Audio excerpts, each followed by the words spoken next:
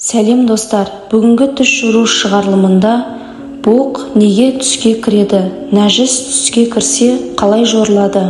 Ең алдымен каналыма подписаться жасап, видеоға лайк басуды ұмытпаңыздар.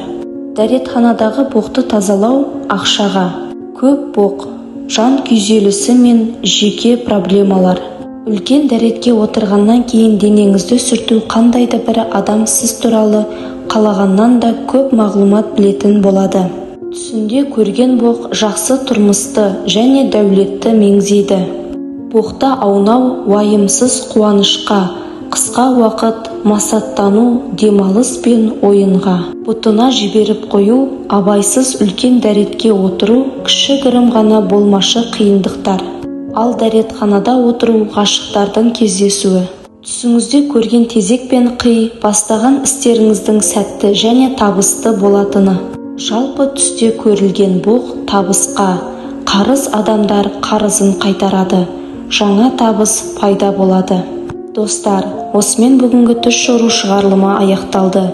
Видео ұнаса лайк басып, комментарий қалдырыңыздар. YouTube каналыма жазылуды ұмытпаңыздар.